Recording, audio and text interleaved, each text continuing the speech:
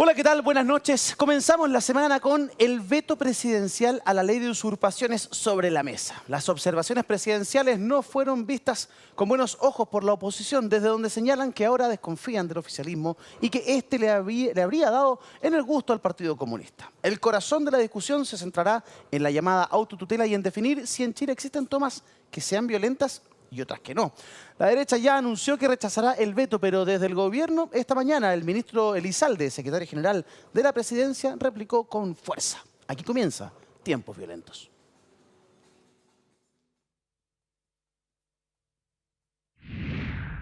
Nosotros esperamos que exista voluntad para aprobar este veto porque creemos que corrige los aspectos más complejos de lo aprobado, particularmente el tema de la violencia ejercida por particulares para resolver conflictos jurídicos, algo que va en contra de las bases de nuestro ordenamiento jurídico y particularmente de nuestro sistema penal.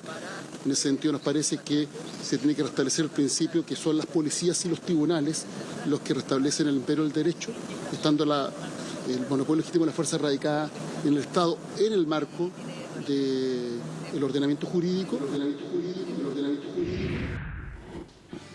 Ahí teníamos al ministro Elizalde respecto de su visión en torno a lo que va a suceder en el Congreso con el famoso veto presidencial. Muy buenas noches, Mauricio Daza, ¿cómo está usted? Buenas noches, comenzamos una nueva semana aquí en Tiempos Violentos. Oiga, esta cuestión del veto, de 2/3, 1/3, que la usurpación es violenta, no es violenta.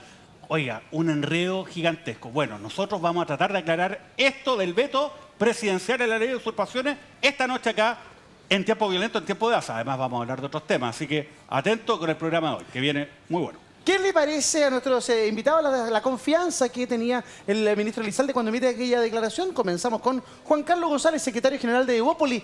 En 10 segundos lo dijo. Bueno, esto del veto se trata de saber si acá en Chile respetamos o no la propiedad y si los tribunales y las policías quieren hacer su trabajo o no. Perfecto.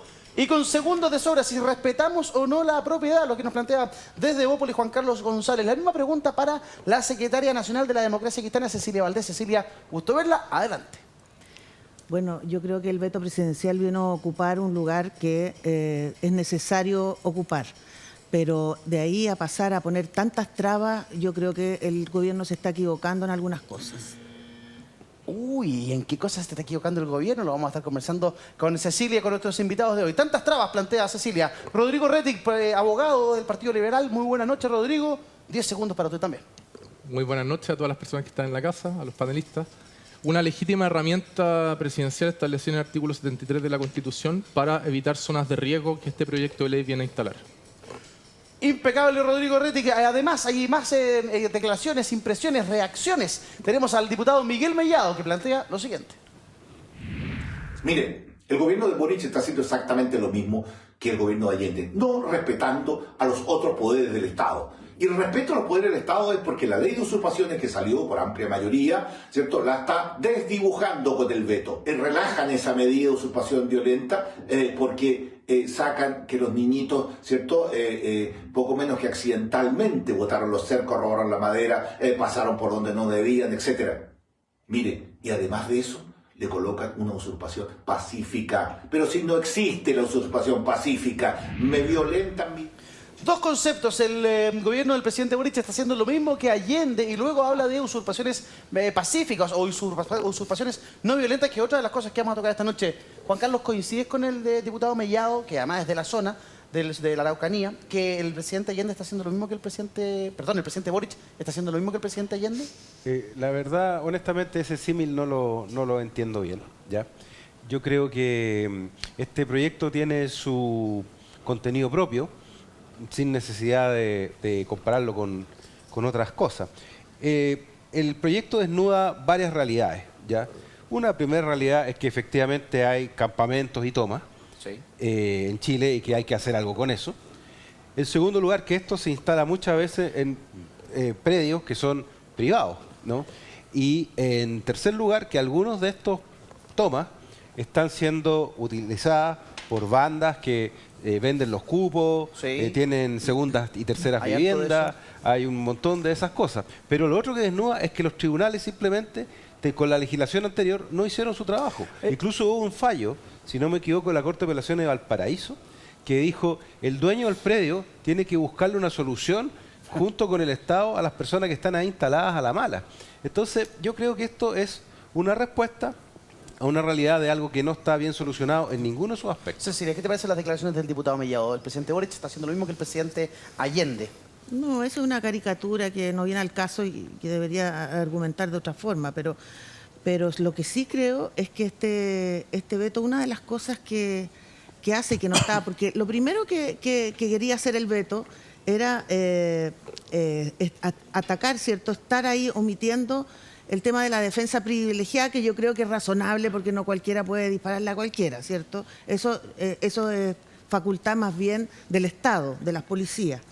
Pero sí también creo que no queda muy claro cuándo es multa o cuándo es presidio. Entonces ahí se confunde un poco en cómo se sanciona esto. Entra en una especie de nebulosa que hoy día Sí, vamos a querer yo aclarar. creo que no está claro Rodrigo, eso. ¿a usted qué le pareció la reacción del presidente, las observaciones presidenciales a través del veto?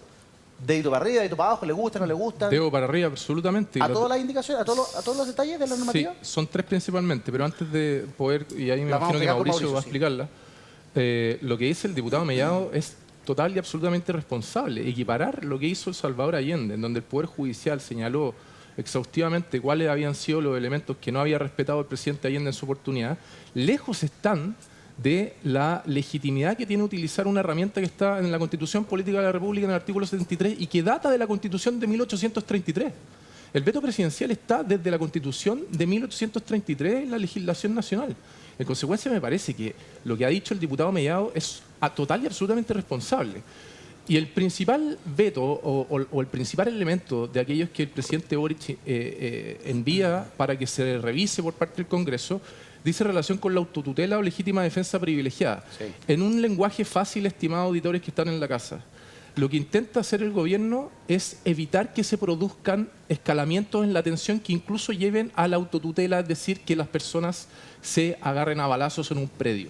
Eso es lo que se está evitando, evitar el derramamiento de sangre promovido por un gobierno, por la legislación y el Congreso. Entonces, los congresistas que están hoy aprobando esta legislación se tienen que hacer responsables si el día de mañana una persona muere porque llegó un dueño de un predio y agarró a balazo a la gente que está ahí. ¿Puede la ley, así como está, generar lo que explica Rodrigo, un enfrentamiento a disparos o a balazos entre civiles? ¿Qué es lo que hizo el presidente? ¿Qué es lo que vetó el presidente? ¿Qué es lo que va a hacer el Congreso ahora? ¿Cómo opera esta herramienta del veto presidencial, que es una herramienta que han utilizado además todos los presidentes de nuestro país, sean del color que sean? Es parte de lo que nos va a explicar hoy con Pere Manzana, en Tiempo de Daza, Mauricio Daza.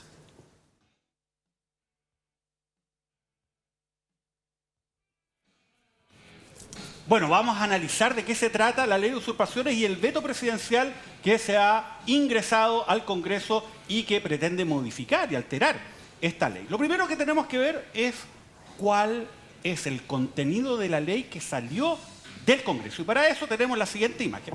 Lo primero, lo clave, se castiga con una sanción de 3 años un día a 5 años de cárcel a quienes ocupen de forma total o parcial un bien inmueble.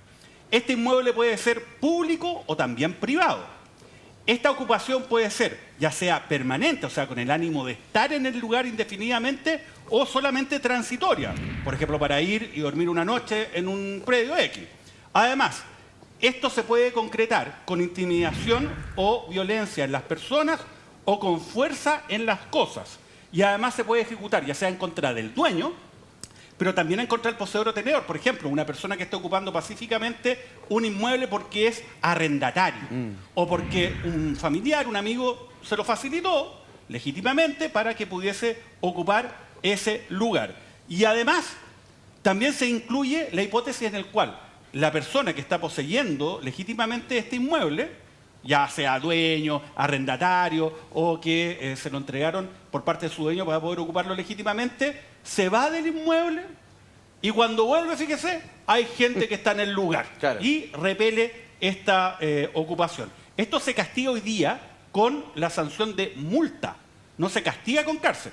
Lo que cambia el proyecto de ley es que se castiga con una pena que no es tan baja, de 3 años un día a 5 años de cárcel. Esa es la primera norma. Pero fíjense, el proyecto también incluye otras normas, como por ejemplo, cuando no hay violencia o intimidación en las personas ni fuerza en las cosas, igual se castiga con cárcel. Ya. En este caso se castiga con 61 días a 541 días de cárcel. Ojo, esto hoy día solamente se castiga con multa. Sí. Y además la ley establece otra cosa, este proyecto de ley. Mire, el juez tiene la obligación de imponer el máximo de las penas establecidas cuando este delito se comete en ciertas circunstancias. Por ejemplo, cuando se comete en un lugar habitado o destinado a la habitación, o obstaculiza una acción destinada a impedir o dificultar la propagación de incendios, o obstaculiza el suministro de servicios públicos o domiciliarios, ¿no? Pero además también hay otra norma que ha estado dentro del tema de la polémica, que es la flagrancia.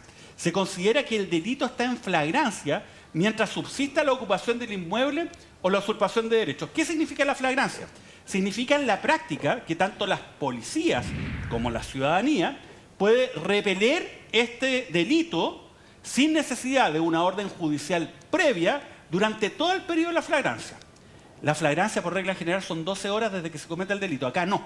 Acá la flagrancia durante todo el periodo de tiempo en que se concrete la ocupación del inmueble, que pueden ser incluso años. Claro. ¿No? Ahora bien, también hay otro tema que es muy polémico. ¿Lo ha escuchado? La legítima defensa privilegiada. La autotutela. ¿En qué consiste la legítima defensa privilegiada? Bueno, obviamente lo que se regula es el caso en el cual una persona repele el delito de usurpación en este caso, pero al repeler ese delito comete otro delito, ¿ya? Por ejemplo, yo llego y para repeler este delito le pego a la persona que está ocupando el inmueble o le disparo y lo mato. Bueno, en ese caso existe la presunción de que yo actué de manera legítima. O sea, cuando llegue Carabineros y vea esta situación y vea que yo maté a una persona que estaba tratando de usurpar mi inmueble, no me va a meter preso, no me voy a ir. Queda excluido responsabilidad. No necesariamente, sino hay una presunción. Pero esa presunción se puede, obviamente, destruir durante la investigación. O sea, que yo tenía la voluntad, efectivamente, de matar a la persona o que me representé la posibilidad, disparé y lo maté igualmente, ¿no? Ahora, ese es el tema. Veamos cuál es el veto presidencial, pues. Porque este proyecto, tal y como yo les he señalado, se despachó del Congreso del presidente. El presidente, cuando lo recibió, dijo, ¿sabe qué? Lo voy a mandar de vuelta porque hay cosas que no me cuadran. Lo primero, fíjense, elimina la ocupación transitoria como hipótesis del delito de usurpación. Este es bien interesante. Porque, insisto, la usurpación, como salió del Congreso, bastaba una ocupación transitoria. Como el ejemplo que les señalé, la persona que llega y ocupa un lugar, por ejemplo un inmueble, para los efectos de dormir ahí un fin de semana o una noche. Esa era una ocupación transitoria. Ahora se elimina como hipótesis del delito de usurpación. Que ojo, en la situación actual, ¿no? La usurpación requiere de una voluntad de permanencia en el tiempo. Lo segundo, mira, esto son vivos, ¿ah? Reemplaza el concepto de fuerza en las cosas por daño en las cosas. Usted dirá, ¿pero qué significa eso? Las palabras en derecho tienen significado. Fíjese, usurpar con fuerza en las cosas no necesariamente significa que yo fuerzo algo. Por ejemplo, supongamos que las personas para usurpar mi propiedad llegan y pasan un alambrado de púa. Pasan por abajo. 100 personas pasan por debajo del alambre de púa. ¿Sabe qué? Eso fuerza en las cosas, pero no causa un daño en las cosas, porque la cerca quedó impecable. O, por ejemplo, una persona que llega y escala, ¿no?, por una pandereta e ingresa, no destruye nada, pero es fuerza en las cosas jurídicamente. Al día de hoy, una persona que tiene una llave, o ¿han visto esas películas donde con un alambrito abren? Bueno, la chapa queda impecable, pero eso es fuerza en las cosas según nuestra legislación. Ahora, eso cambia, porque el veto dice ya no es fuerza en las cosas, es daño en las cosas. Si usted no dañó la chapa, si usted no rompió un vidrio, si usted no hizo daño en el inmueble en ingresar, entonces no se da la hipótesis y por lo tanto no hay violencia. Fíjese, lo tercero, se elimina la pena de cárcel a las hipótesis donde no hay violencia o intimidación en las personas o, de nuevo, daño en las cosas. Fíjese, daño en las cosas. No lo hay. Acá hay presidio o multas según lo que establezca el juez. Ahora, hay más cambios en esto. Fíjese, acá lo tengo anotado. Modifica el concepto de flagrancia permanente. ¿Se acuerdan que yo le dije que durante todo el periodo de tiempo que la ocupación estaba, entonces las policías y también los ciudadanos podían repeler este ataque? Ahora se elimina la flagrancia permanente, pero se crea un Frankenstein jurídico, porque se dice ya, se elimina la flagrancia permanente, pero solo para los efectos de impedir que exista detención ciudadana. Las policías sí pueden actuar sin orden judicial previa durante todo el periodo en que haya una ocupación. Se elimina la legítima defensa privilegiada, en los términos que ya hemos hablado. Tanto la de las víctimas como la más complicada, que era la legítima defensa privilegiada de terceros. Imagínense un grupo de personas que llegan y dicen, oye, ¿sabe qué? 100 personas, agarremos a palo a estas personas que son unos inmigrantes que están ocupando al lado de la carretera. Eso era legítima defensa privilegiada de terceros en favor del fisco. Iba a generar violencia y era un incentivo a aquello. Fíjense, se elimina la aplicación de la pena máxima necesaria. ¿Se acuerdan que yo les dije en cierta hipótesis el tribunal estaba obligado a aplicar la máxima pena? Por ejemplo, cuando eran inmuebles destinados a la habitación o habitados. Ahora se elimina eso y va a poder modificar la pena según las reglas generales. Y finalmente se incorpora la restitución anticipada del inmueble por orden judicial y antes de la formalización. Esto es un avance, porque uno de los grandes problemas para poder obtener la restitución del inmueble usurpado era que había que esperar habitualmente o que formalizaran a los imputados o que hubiese una condena. Ahora, ya sea a petición de la Fiscalía o de la víctima querellante, el tribunal lo puede ordenar desde antes. Esos son los puntos del veto presidencial. Ahora, ¿cómo se tramita el veto presidencial? Bueno, fíjense, ingresado el veto presidencial, esto es bien interesante, hay dos posibilidades. El primero es el evidente, se aprueba el veto presidencial, ¿no? Esto involucra aprobar las modificaciones que mandó el presidente al Congreso del proyecto. Para aprobar se requiere de 50 más 1 de los diputados y senadores presentes. Ojo con los que se van a arrancar, ¿eh? Que se fueron a la cafetería, que se demoraron en el almuerzo, que se les pinchó el auto, típico. ¿Eh? Bueno, 50% más 1 se aprueba, ahí la solución es fácil, pues. Si se aprueba, se hacen las modificaciones que señala el presidente. Y esto, perdón, se aprueban o rechazan por norma, no es Exacto. un paquete. No se vota por paquete, se va votando cada una de las normas que están en el veto, ¿ya? Entonces se pueden aprobar una y se pueden rechazar otra. Pero ¿qué es lo que pasa si se rechaza? Mire, hay dos alternativas. La primera, si se rechaza el veto presidencial por más de 2/3 de los diputados y senadores presentes, se votan las dos cámaras sucesivamente, entonces se devuelve el proyecto tal y como salió originalmente del Congreso y el presidente está obligado a ponerle su firma para que sea ley. O sea, incita al Congreso y ahí el presidente no pudo modificar como quería. Pero fíjense, hay otra opción. ¿Qué es lo que ocurre si se rechaza el veto? 50% más 1, pero menos de 2/3, entonces ahí las normas donde existe una controversia entre el Congreso y el presidente no son ley. O sea, se quedan en nada. Se eliminan, no van a ser ley.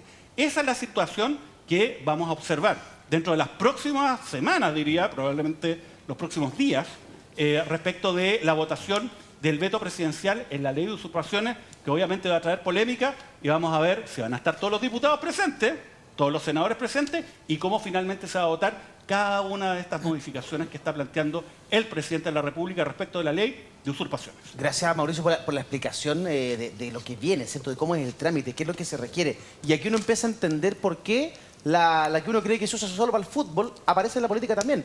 La calculadora. Aquí vamos a saber cuántos votos tiene la oposición, cuántos votos tiene el oficialismo, cómo se dividen las aguas, cómo se consiguen esa mayoría de 50 más 1 o los famosos 2/3. De hecho, la tercera publica calculadora ayuda a la moneda. La ventaja constitucional que tienen Toá y Elizalde para salvar gran parte del veto por las usurpaciones. No sería completo el triunfo de la moneda, pero sí en gran parte de aquello. Rodrigo Rettig, el presidente de la UDI, Javier Macaya, señaló que el presidente con sus vetos se pone del lado de los usurpadores. Es como que yo diga que Javier Macaya se pone en el lado de los asesinos. Es así de simple. Una cuña, te tiro otra cuña de vuelta. Javier Macaya, si dice eso, es que se está poniendo del lado de los asesinos.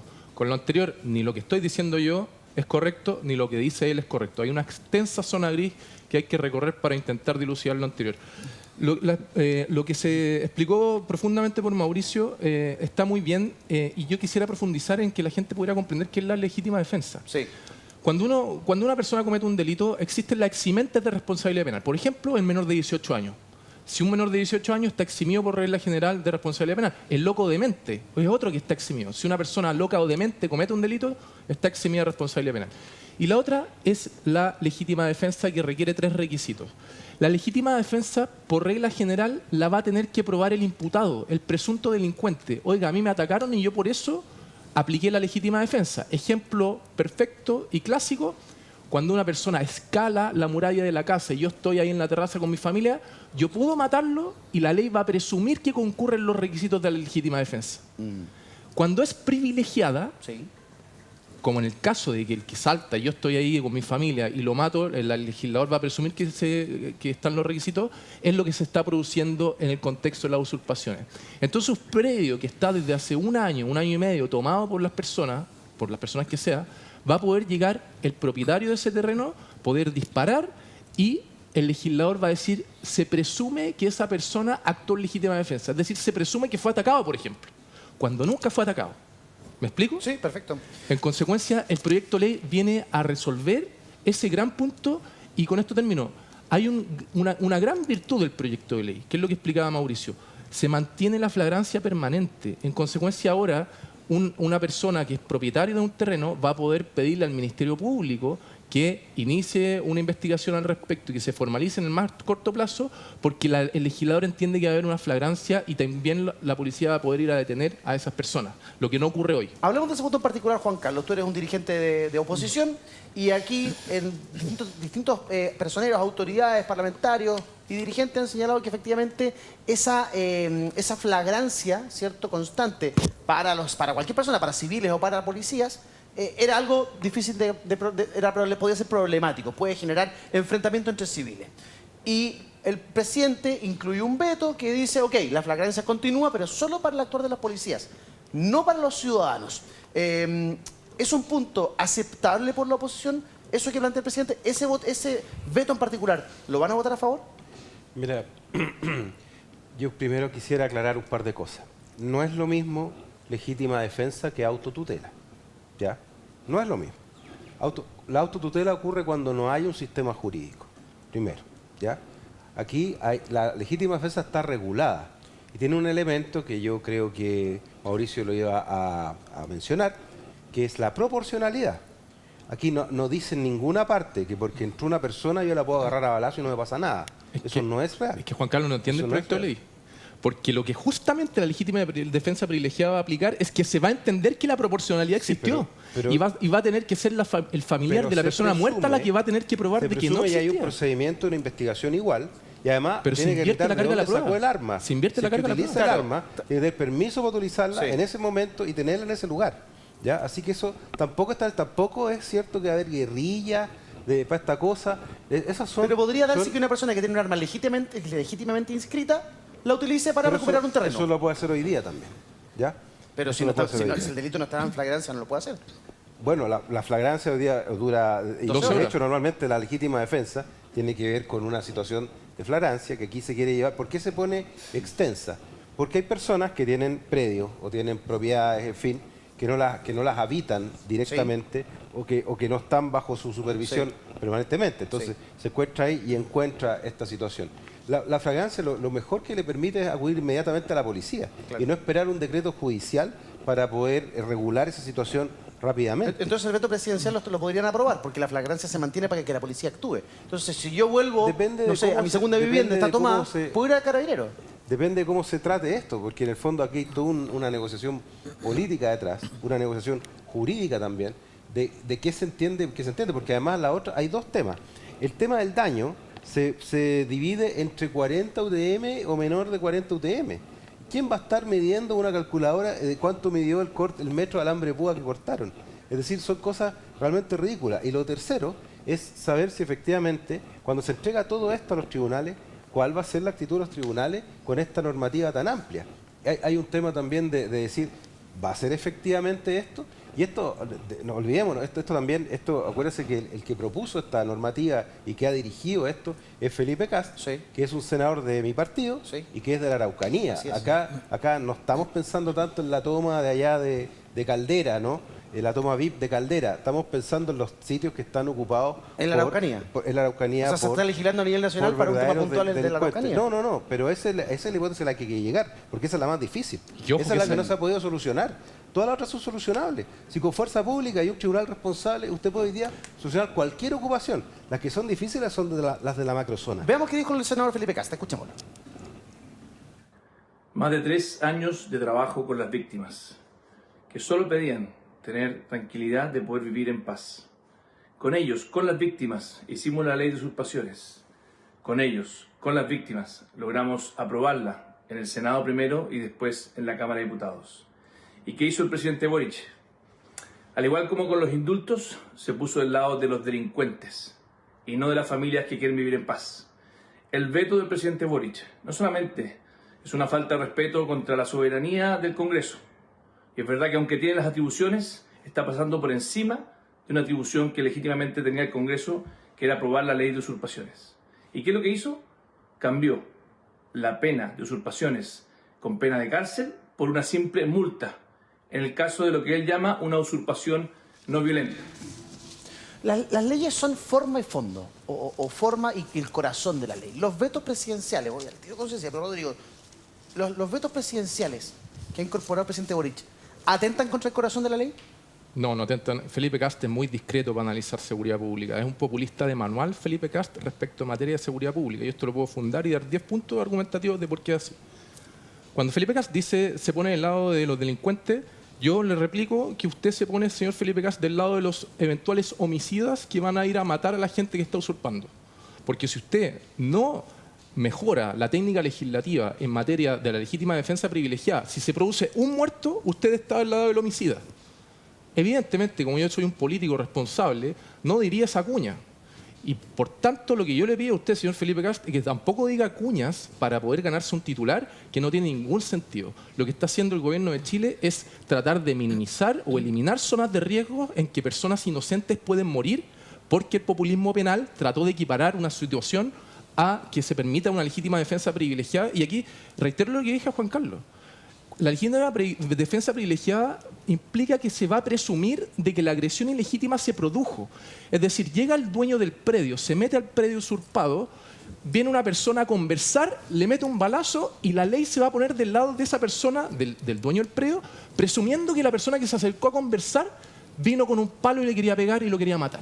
Ese es el efecto de la legítima defensa privilegiada tal como está hoy. Por lo tanto, señor Felipe Kast, yo le sugiero que usted mejore su lenguaje y deje el populismo penal de manual. Cecilia, ¿dónde va a estar la clave en la aprobación o el rechazo de los vetos del presidente de la República? Yo espero que el gobierno haya calculado muy bien los votos que tiene, porque parece que las últimas veces no lo ha calculado bien. Pero sí hay un punto, que es lo que decían recién acá, que tiene que ver con la legítima defensa privilegiada. Y eso sí que era un riesgo porque se podía ocupar para otra cosa. Oye, hasta sicariato, hasta trampa. Oye, la naturaleza humana es bien compleja. Entonces, a mí me parece que en ese tema el gobierno había que intervenir responsablemente. Pero hay otros temas que a mí me parece que quedan en la nebulosa. Esta cosa, ¿cuándo es multa? ¿Cuándo es presidio? Esta cosa es que relativiza una usurpación violenta o no violenta. Eso lo encuentro bastante delicado porque puede transitar de algo justo o algo injusto. Entonces, uno dice, no sé si el Ejecutivo estuvo bien en esto o lo enredó más. Porque todos estamos de acuerdo que tiene que existir una ley de usurpación. Sí. Pero hay puntos en que el Ejecutivo tiene la responsabilidad de prever situaciones, ¿cierto? Y aquí, al parecer, en el tema de legítima defensa está puesto bien, como lo señaló el gobierno, pero los otros puntos están bien enredados. Juan Carlos, me gustaría, tú eres secretario de Bópoli, ¿cierto? El senador Kast de tu colectividad ha sido emplazado como un político populista penalmente, de seguridad pública. De manual, como dijo Rodrigo. ¿Algo que decir? No, yo creo que eso es una caricatura, porque es fácil decir, yo no diría nunca esto, y digo la barbaridad igual, ¿no? Pero la verdad es que la propuesta de Felipe, a mi juicio, está bien asentada. No nos olvidemos que esto es la respuesta también a la declaración que hizo Giorgio Jackson cuando era secretario general de la presidencia, que dijo, esto es un win-win. Nosotros ocupamos el terreno y los propietarios lo venden, porque ellos quieren vender, las forestales. Lo dijo. En el mismo video, el live, donde habló de la superioridad moral, habló del win-win con las usurpaciones. Entonces, acá hay una posición, aquí entendamos, si alguien quiere conversar conmigo, va a mi casa, me toca el timbre, o me llama por teléfono, no se mete, no escala el muro para entrar a conversar conmigo. Y tampoco ¿Y qué tiene que ver Jackson? seamos prácticos, o sea, No tiene entendí que ver esa porque parte. esa es la posición ideológica que está detrás Oye, del dejen veto. tranquilo a Esa es la Jackson, ya. posición ideológica que está detrás del veto. Es que no se considera esto un delito. Es así de sencillo. Una usurpación, cuando dice no es violenta, abre una bruma brutal y abre una bruma también respecto de finalmente cómo se va a sancionar. Lo que pasa finalmente es que el populismo penal, como se llama cuando se produce, se llama aumentar una pena. Y en este caso no es solo aumentar la pena, es convertir una falta en delito. Y eso ¿ya? se hace, eso está Porque muy bien. y eso es lo que se está haciendo en el proyecto de ley, en el corazón del proyecto de ley. Ahí es también un disuasivo. Ahí la ley penal actúa también Quiere como un persuadir elemento de que política, ese delito se cometa. que eso no siga ocurriendo. Y en el caso de las no violentas, Es que el presidente con el veto está quitando la posibilidad de ir a la cárcel Es con importante esa dar el acción. mensaje a la ciudadanía de que lo que está haciendo el gobierno no es decir que esto no es delito. Se explicó al inicio por parte de Mauricio, esto tiene pena de multa hoy. Va a quedar con esta nueva ley con pena delictual que va a llegar a 5 años de privación de libertad incluso. El gobierno no está diciendo que lo anterior En no deba algunos hacerse. casos que no se sabe cuándo van a hacer. No, lo que pasa es que hay que distinguir una usurpación violenta de una no violenta y aquí tenemos que ponernos técnicos. Es distinto que llegue un grupo armado a ingresar, o un grupo que se pase un predio, le pegue a los dueños, los saque a patadas y se queden viviendo ahí, respecto de un predio que no tiene cuidador, que está en unas hectáreas escondido en una montaña de la región de la Araucanía, y se metan y se queden ahí. Es distinto a lo anterior. Una fue con violencia o con intimidación en las personas, que evidentemente en virtud del principio de proporcionalidad que rige el derecho penal, debe tener una pena mayor que aquella respecto de la cual se metió una persona y no le pegó a nadie. Ahora, cuando ese dueño quiere volver a su propiedad y la tiene tomada y no la puede recuperar, O la quiere eso vender. eso Este pregunto proyecto de ley yo, claro. ¿acaso no es violento? Lo pregunto Además, ahí. el Mauricio concepto Daza, de violencia dame un no segundo, está Juan tan Carlos, definido perdón, claramente Perdón, al tampoco. tiro. Mauricio Daza, como profesional, como abogado, como un hombre que ha trabajado en materia de ley, que ha trabajado en el Congreso como asesor legislativo, ¿qué cosas positivas ves tú en los vetos y qué cosas son un retroceso respecto del corazón de la ley en esta en particular de usurpaciones? A ver, bueno, yo creo que efectivamente tiene cosas buenas y cosas malas, digamos. Yo creo que no es ni blanco ni negro. Veamos las cosas que yo considero, en lo personal, que son un retroceso. A ver, yo entiendo la lógica, ¿no? En términos de que la ocupación, la usurpación debe tener un ánimo de permanencia, ¿no?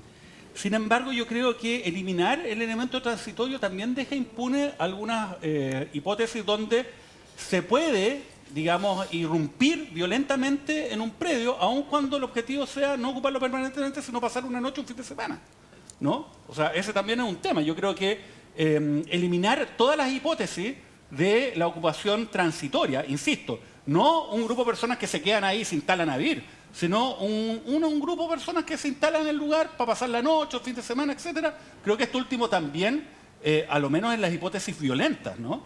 O más violentas, debiesen ser sancionadas con delito y con penas de cárcel.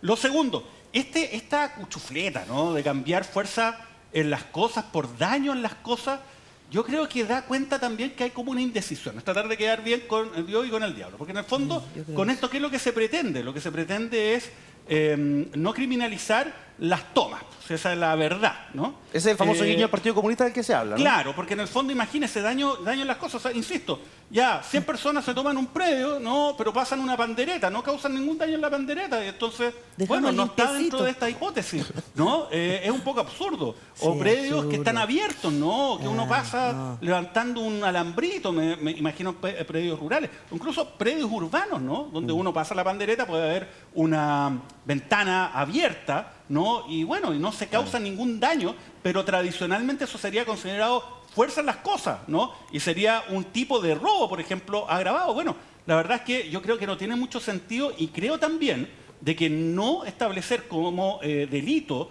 con sanción de cárcel las hipótesis de tomas de terreno, creo que eso tampoco es una buena medida en términos de política pública, porque si nosotros tenemos un sistema para poder acceder a la vivienda a través de ciertas reglas, no podemos dejar un espacio, un forado, respecto de las personas que llegan y se toman estas viviendas, si seamos por mucha crisis que haya de la vivienda, ¿no? Además, eliminar la cárcel o usurpaciones sin violencia e intimidación en las personas o daño en las cosas y hacerlo optativo por presidio o multa, la verdad que a mí no me parece. Aunque sea una pena de presidio baja, esto requiere un reproche, dada la gravedad precisamente que involucra una usurpación. Entonces, Sí, yo en eso estoy de yo no acuerdo. estoy de acuerdo. Ahora, hay otros temas que acá están. Por ejemplo, ya modifica la flagrancia permanente. Lo que pasa es que habían 3 elementos que conjuraban una mezcla muy complicada. Lo primero era flagrancia permanente, o sea que durante toda la ocupación las personas pudiesen reaccionar. Lo segundo, legítima defensa privilegiada, que se presume que los delitos que se puedan cometer al repeler esta ocupación, no hay una exención de responsabilidad hacia la persona no responsable de estos delitos. Y la legítima defensa terceros. Esos 3 elementos daban la situación que yo les decía. Que grupos de fanáticos que existen en nuestro país, es cosa de las noticias y las redes sociales, digan, ¿sabe qué? En este cerro, en este lugar al lado del aeropuerto, yo tengo varias carpas con inmigrantes, por ejemplo. Por ejemplo, en un terreno que es fiscal, en un terreno abierto fiscal. ¿Sabe qué? Juntemos unos palos y echemos a estos gallos, o de la playa echémoslo a palos. ¿Sabe qué? Van a estar ejerciendo legítima defensa privilegiada un tercero. ¿De quién? El fisco. Entonces, eso, y durante todo el tiempo de la ocupación. Da lo mismo que las personas estuvieran 1 año, 2 años ahí, no. Y eso iba a generar eventos de violencia, ¿no? Iban a incentivar esos eventos de violencia. Entonces, eso a mí no me parece, ¿no? Me parece también esto de obligar a los jueces siempre a tener que aplicar en determinadas ocasiones el máximo de pena, a mí no me parece razonable, porque hay otros elementos. Hay que ver si la persona tenía unos antecedentes penales, si hubo alguna agravante en la comisión de estos hechos. Entonces me parece bien que se haya eliminado aquello. Pero sobre todo, ¿sabe cómo se soluciona el tema? Estableciendo penas de cárcel, es verdad, para todas las hipótesis de usurpación. Pero además estableciendo la posibilidad de que los tribunales puedan ordenarle a las policías para que restituyan el bien antes de que termine el juicio. Pues un juicio dura ¿cuánto? 2 años, 3 años. ¿No? Incluso antes que se formalice, de inmediato. Si yo demuestro que ocupé, tengo mi contrato de arriendo, tengo un documento donde me dan un comodato, o sea, me permiten utilizar por parte del legítimo dueño, o tengo la inscripción de mi propiedad, yo llego, se la muestro al juez y el juez dice, ¿sabe qué, policía? Saca a esta gente, de inmediato. Esa modificación es positiva. Como pueden ver, no es blanco y negro. Y para terminar, oiga, ¿sabe qué? Acá nadie pasa por sobre las atribuciones del Congreso. Si las atribuciones del Congreso están fijadas en la Constitución. La misma Constitución que establece el veto. Facultad presidencial utilizada por todos los presidentes. Es cosa de recordarse de Sebastián Piñera, ¿se acuerda? Los retiros del 10%. Aplicó el veto. Entonces, respetar la Constitución no es pasar por la soberanía popular ni por la atribución de ningún órgano del Estado, sino simplemente es cumplir con algo que tanto el presidente como los parlamentarios juraron respetar al momento que asumieron sus cargos. Estoy tratando de buscar puntos en común, puntos de acercamiento entre oposición y gobierno. Juan Carlos, la incorporación, la restitución anticipada por orden judicial y antes de formalización, o sea, antes de cualquier cosa que un tribunal pueda decirle a un señor, ¿sabe qué, señor? Le van a devolver su casa y manda a carabineros y lo restituya. Bueno, es un veto, ese fue un veto aditivo, ¿no? Sí. Ese veto aditivo, ¿es positivo? Eso es ¿Lo valoran? positivo. De hecho, en la norma, el derecho comparado normalmente soluciona esto de esa manera. ¿Ya? En países socialdemócratas, Claro. lo que existe es que usted hace un trámite administrativo en la Y se policía activa y inmediato. va inmediatamente a la policía a sacar la Ya, gente. eso ¿Ya? lo considera positivo. Eso Lo está otro, bien, claro. el que la flagrancia permanente aplique solo para carabineros o para las policías y no para civiles, ¿es algo que corrige algo que muchos han considerado que se pasa del Estado de Derecho en Chile? Creo, no recuerdo bien esa parte de la reacción del veto, pero me parece que es algo que se podría discutir. Respecto de la flagrancia permanente, modifica el concepto de flagrancia permanente. Solo policías pueden detener mientras dure la ocupación, no la detención ciudadana. ¿Lo considera? Sí. Está bien, perfecto. Cecilia, en esa misma línea, ahí ya hay 2 puntos de avance respecto del veto que ha promulgado, ha enviado el presidente al Congreso. ¿Cuál de todas las normativas que mandó el presidente es la mejor y cuál es la que tú consideras que hay un error presidencial? Bueno, yo creo que efectivamente la restitución del inmueble antes que termine el juicio, muy bien, eso es un avance. Que la flagrancia aplique a las policías, muy bien, en eso estamos de acuerdo. Que la legítima defensa privilegiada a tercero, ya eso era sin Dios ni ley. Ya, qué bueno que se eliminó. ¿Tú crees que se va a aprobar ese veto? Yo creo que sí. Ya. Yo creo que sí, porque es razonable. Lo que me sigue dando vuelta es esta cosa de lo que decía muy bien Mauricio. Es un delito que es usurpación. Y ese es un delito que tiene que tener penas de cárcel. Después se verá lo que vaya dictaminando el juez, si es más grave, menos grave. Pero la usurpación como usurpación es un delito. Sí, claro. Rodrigo Retic, lo mejor y lo peor de los vetos presidenciales. ¿Cuál te gustó? ¿Cuál es la normativa que más te gusta de que haya sido vetada? ¿Y cuál es la que menos te gusta? Lo mejor es el veto sobre la legítima defensa privilegiada, pero por lejos, eliminando o atenuando las zonas de riesgos que pueda existir respecto a enfrentamientos de ciudadanos de la República de Chile. ¿Dónde se equivocó el presidente o dónde pudo haber mejorado mucho El más? tema de la violencia de la usurpación y la graduación debería quedar claro de que toda usurpación es violenta, y ahí la técnica legislativa debería propender hacia ese camino. Perfecto. Vamos a ver qué pasa entonces en el Congreso con la tramitación de estos vetos. Y perdón, ¿cómo en términos de plazo? ¿Hay plazo para la discusión de los vetos presidenciales o esto puede durar mucho? No, va a durar, o sea, esto se va a despachar ahora durante octubre. Ah, esto va a ser rápido. Así que va a ser rápido. Perfecto. Y tiene discusión sucesiva en las dos cámaras. Primero va a la Cámara de Diputados, Y después después va al Senado. Senado. Perfecto. Vamos a estar, por supuesto, muy atentos a lo que va a ser la agenda de este mes de octubre. Tenemos noticia en Tiltil, pero que tiene repercusión nacional. Mira el titular. Sin fecha de retorno, el drama de las comunidades educativas de Tiltil ante el anuncio del cierre de escuelas. El alcalde de Tiltil, la comuna de Tiltil, ha decidido cerrar colegios, son 9 de ellos, y afectan nada más y nada menos que a 2.000 estudiantes que hoy no tienen dónde estudiar. ¿Qué dijo el ministro de Educación? Escuchemos. Y por lo tanto también nos encontramos hoy día preparando un proyecto de ley que queremos presentar a fines de este año, a más tardar, para poder enfrentar esta situación de crisis de financiamiento que tienen muchos municipios. Son medidas más bien en el marco de la normativa vigente que nos permitan tener herramientas que nos ayuden a superar estas situaciones críticas. También en perspectiva de que a fines del próximo año o a principios de 2025 en nuestra hoja de ruta estamos planteando un proyecto de ley que repiense el sistema de financiamiento. Sería algo que yo logré consolidar como opinión, antes como subsecretario de Educación, también como subsecretario de Desarrollo Regional y Administrativo, habiendo dialogado prácticamente con todos los alcaldes del país y también con los parlamentarios tanto de oposición como de gobierno, es que el actual sistema de financiamiento a la educación escolar no da.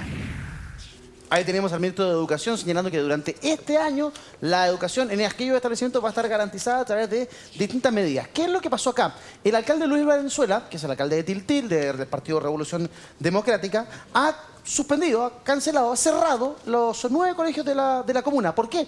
Por una deuda de, fíjese, 18.000 millones de pesos que se viene arrastrando desde el año 2017 y que afecta a 2.000 estudiantes de aquella comuna, que además es considerada por muchas personas como el patio trasero de la región metropolitana o el vertedero de la región metropolitana, en una situación impresentable de postergamiento, considero. Bueno, esto abre una discusión quizá un poco más profunda de el rol de las municipalidades en la educación o el rol del Estado en la educación.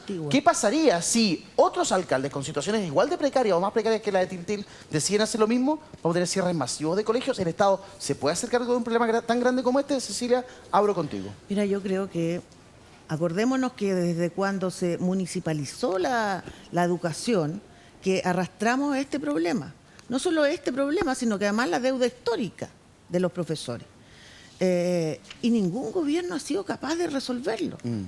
Entonces, cuando se habla del fortalecimiento de la educación pública, que todos los candidatos han hablado sobre eso, tiene que haber gestos en esto. Ahora, también me parece un poco, no quiero ponerlo como irresponsable, pero sí un poco apresurado la decisión del alcalde. Cerrar los colegios. Sí, porque ahí hay que pensar también en los afectados, que finalmente Claro. el afectado se pondrá como afectado el alcalde, pero la verdad es que los realmente afectados son los niños.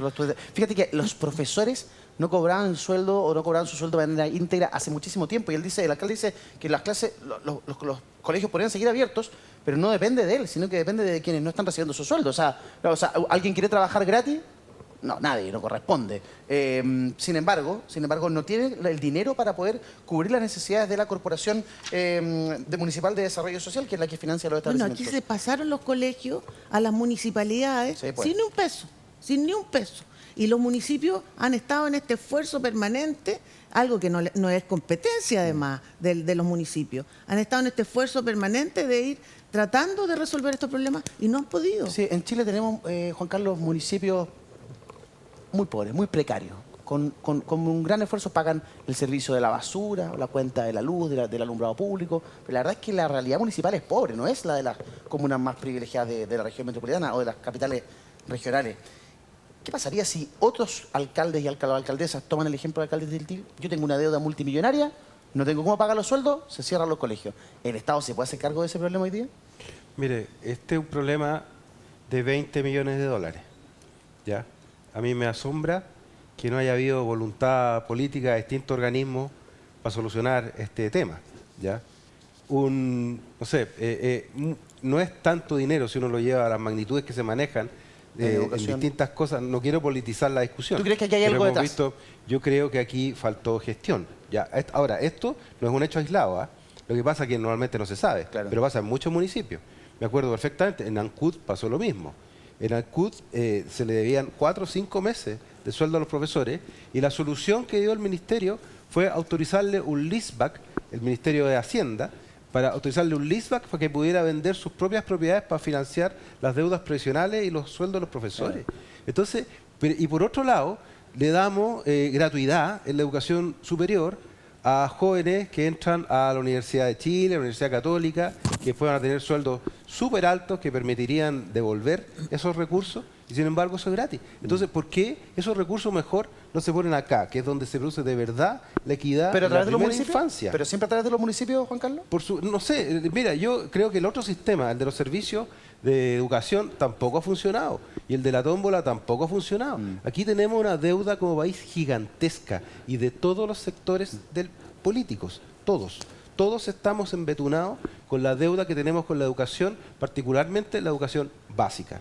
Esto no debiera pasar en un país, Chile, que pretende ser desarrollado, socio de la OCDE. Este tipo de cosas no le puede pasar a países de esa órbita. Rodrigo Ratti, su opinión. Esto es una consecuencia directa de la dictadura y su toma de decisiones respecto a la municipalización de la educación pública. Juan Carlos habla de la OCDE. Yo tengo un estudio bien interesante que se llama Education at a Glance, de octubre del 2022, que establece que el gasto de educación básica, educación superior, el año 2019 en la OCDE era $11.990 por alumno, en Chile 7.239. Segundo, gasto acumulado en educación de un estudiante de 6 a 15 años, en la OCDE $105.000 promedio, $105.000, Chile $60.000. Y gasto promedio por estudiante en educación básica, la OCDE $9.000 promedio por alumno, Chile $6.000 promedio por alumno. Lo que necesitamos es un Estado más presente, con más recursos, que es todo lo contrario a lo que el Partido Republicano en el Consejo Constitucional nos está llevando, diciéndole en forma indirecta a la ciudadanía, vaya y logre hacer lo que pueda en el mercado respecto a la educación. Ese es el mensaje que está haciendo el Partido Republicano en el Consejo Constitucional y de la cual 3/4 partes de la derecha cree. Si necesitamos o queremos mejorar la educación pública, necesitamos tener un Estado más presente, con mayor financiamiento a través de una reforma tributaria que le genere más ingresos al fisco. Perdón, pero acá hubo gobiernos socialistas, 3 gobiernos socialistas, dos gobiernos demócratas cristianos que no movieron la aguja en nada en esto. Esto es una responsabilidad colectiva. Si nosotros partimos politizando esto, echando culpas para acá o para allá, pero y más aún al Partido Republicano que existe el año pasado, perdón, Juan por favor. Esto es una discusión política por antonomasia. No, esto es un problema país que no ha sido atendido. ¿Y por qué no ha sido atendido? ¿Por qué no ha sido atendido? Perdón. Mira, el principio de subsidiariedad aplica también en el transporte público. Sin embargo, los buses y los terminales los controla el Estado. ¿Me da cuenta? Decisión política. Acá llevamos 40 años sin tomar decisiones de educación. ¿Por qué? Porque son proyectos a 20 años plazo. Y como los gobiernos duran 6 o 4 años, según la época, nadie se mete a solucionar el problema educacional. ¿Y por qué? Porque hay otros temas ahí de fondo. ¿Cuáles son esos otros temas de fondo? ¿Por qué no se modifica un sistema que, de fondo, a la luz de los resultados, si nos vamos netamente a las mediciones educacionales, es un sistema fracasado? Totalmente. No, el tema de fondo es cómo conceptualizamos el modelo educativo chileno. Si queremos ponerle equidad o no. Y eso requiere efectivamente una actuación estatal muy fuerte, muy fuerte.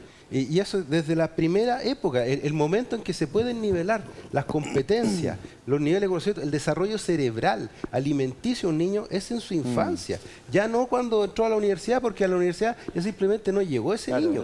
Cuando menospreciamos la educación técnico-profesional, cuando hemos hecho puras barbaridades en educación. Chile ha actuado mal en esto. Y fíjese que efectivamente la Constitución actual, si quiere llevarlo a ese ámbito, ha tenido más de 240 modificaciones y ninguna ha tocado En los esta área. artículos sobre educación. Claro, estoy En de eso, acuerdo. en eso están de acuerdo con Rodrigo. Bueno, Fíjate, pero estoy llevamos ya varios años de democracia para que eso no se haya Fíjate, tocado. estoy Es revisando, una por responsabilidad ejemplo, colectiva. respecto de Tiltil en particular, para que no nos olvidemos del tema que nos instala, ¿cierto?, la actualidad.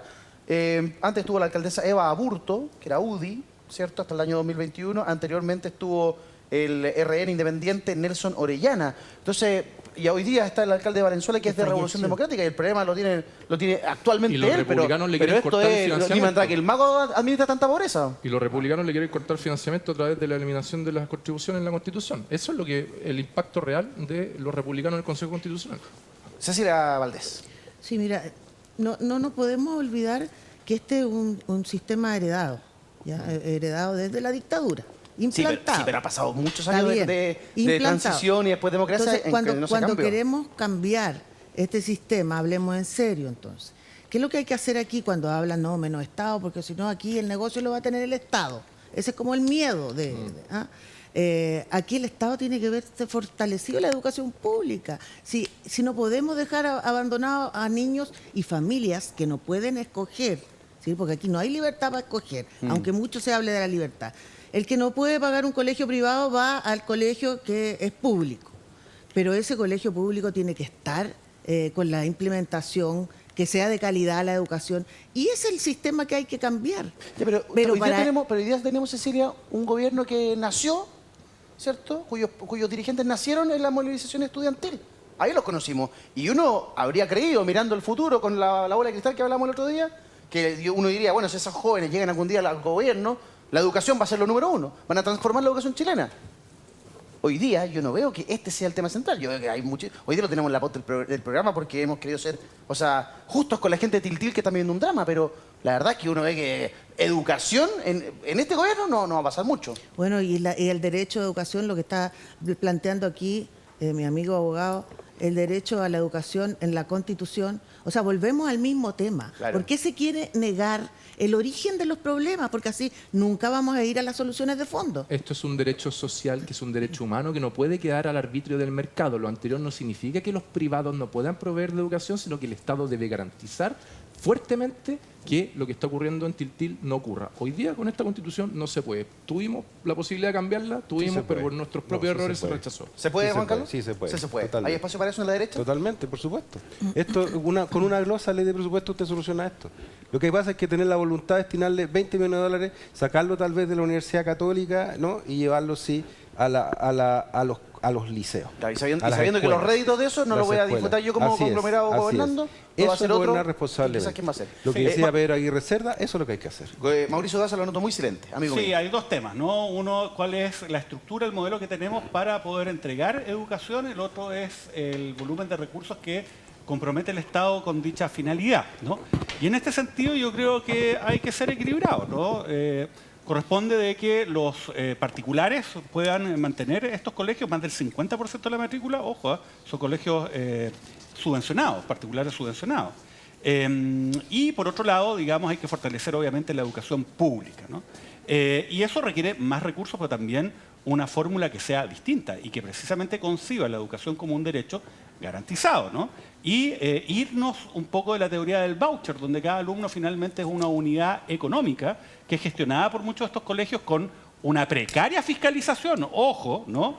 Y que permite toda clase de abuso. A mí lo que me llama la atención es que está bien lo que se ha dicho acá, es cierto. Esto no es solamente responsabilidad de la dictadura, porque han pasado 30 años, perdóneme, ¿no? Entonces, alguien debió haber hecho algo, ¿no?, para poder generar un cambio que sea sustantivo y viable, ¿ya? Y ahí hay una responsabilidad que es absolutamente transversal. Pero lo que llama la atención es que este gobierno, como se ha dicho acá, que está liderado por alguien que surge e irrumpe la vida política por el tema estudiantil, ¿no?, y que señaló y se levantó como una figura política a partir de las reivindicaciones en esa área, bueno, no tenga un proyecto de reforma profundo y sustantivo, porque estamos hablando de otras cosas que tienen sentido, ¿no?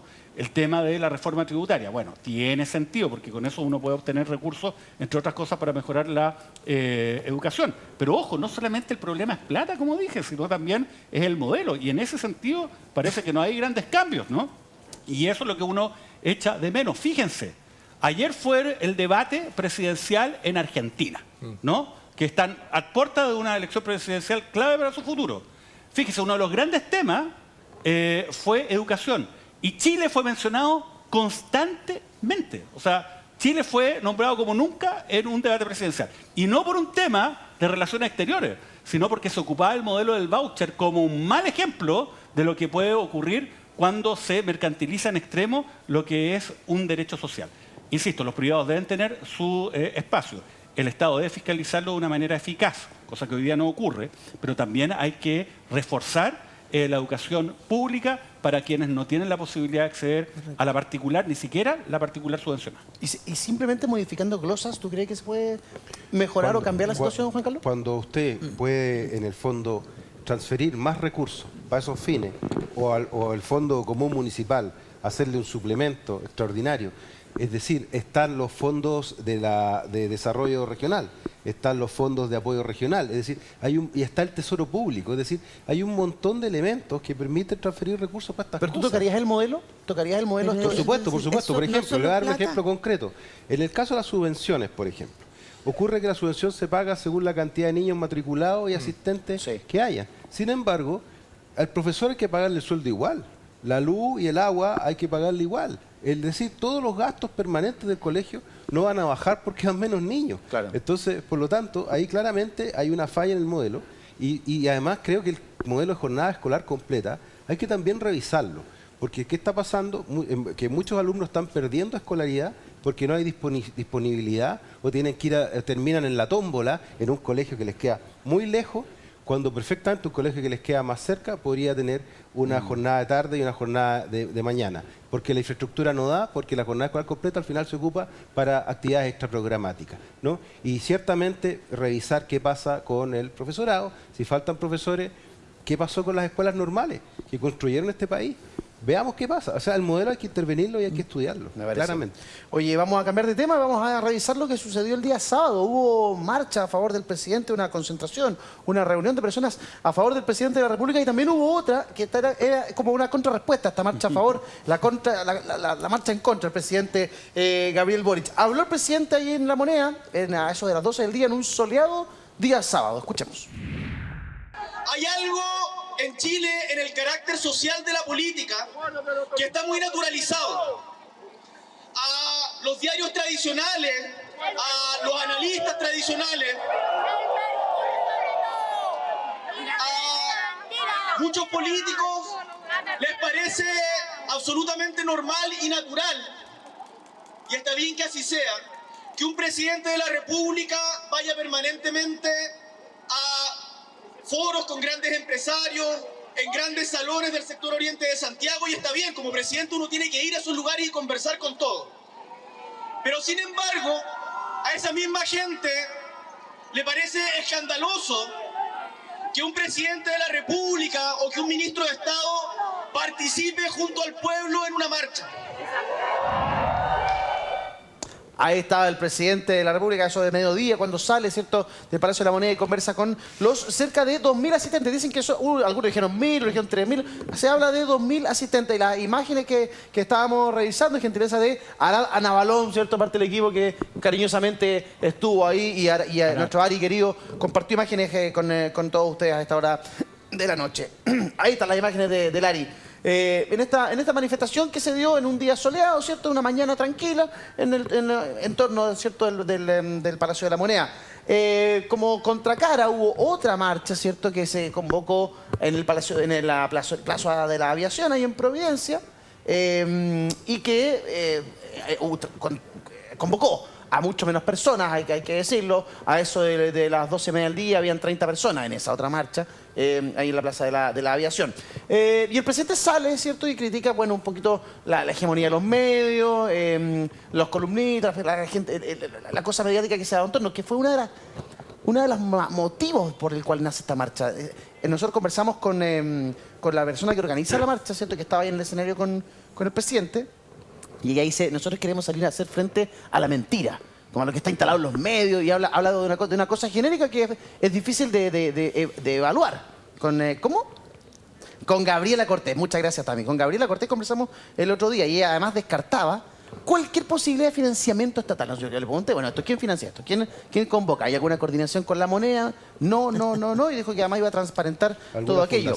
El presidente además también lo hizo, también desmintió aquella situación, lo descartó por completo. Parte del ejercicio democrático, ¿no, Juan Carlos? ¿Cómo ves esta convocatoria de 2.000 personas ahí en torno a la moneda? A ver, yo no le veo nada de malo, pero creo que es un error. ¿Ya? ¿Por qué? Mire, porque el presidente tiene súper medido un apoyo del 30%, ¿ya?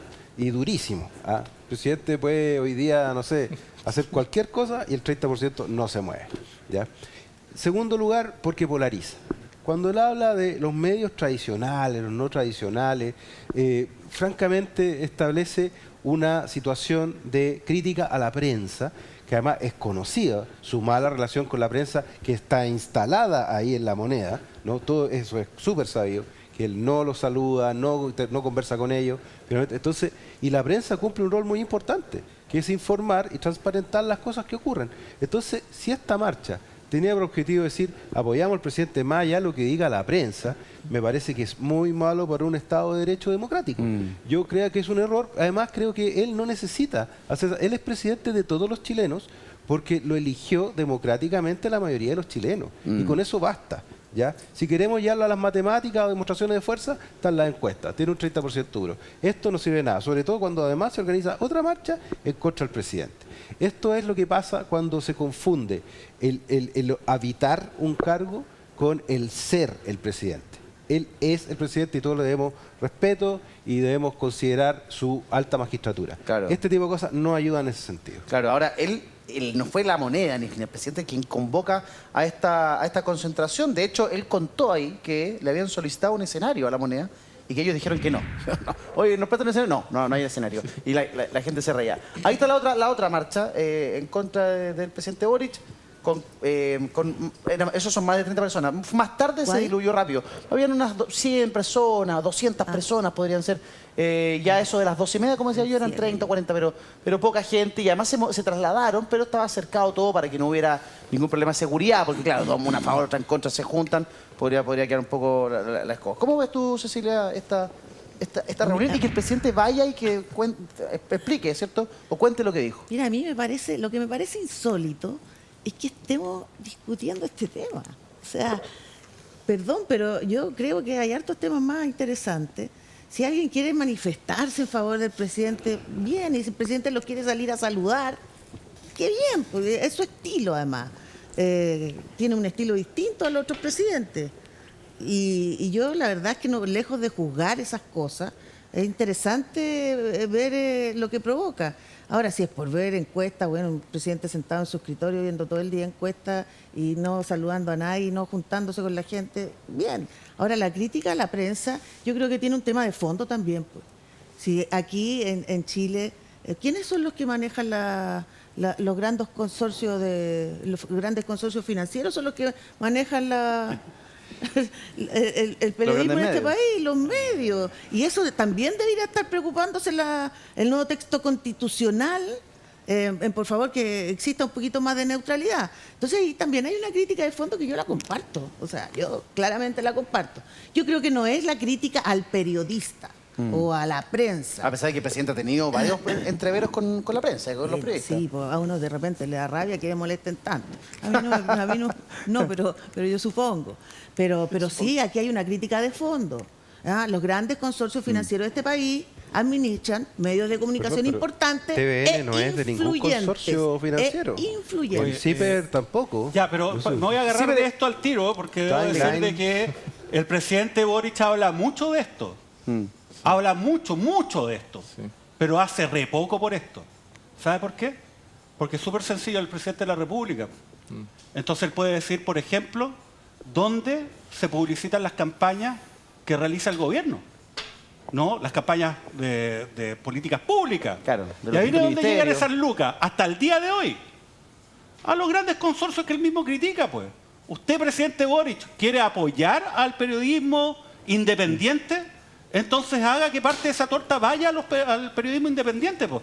Medios locales independientes, medios regionales independientes, medios nacionales independientes, y no siga contratando esa publicidad en los mismos medios que usted critica, por La Tercera, el Mercurio, en las regiones, claro, por el consorcio de diarios regionales del Mercurio, ahí va toda la publicidad, pues. Entonces, más que hablar, haga.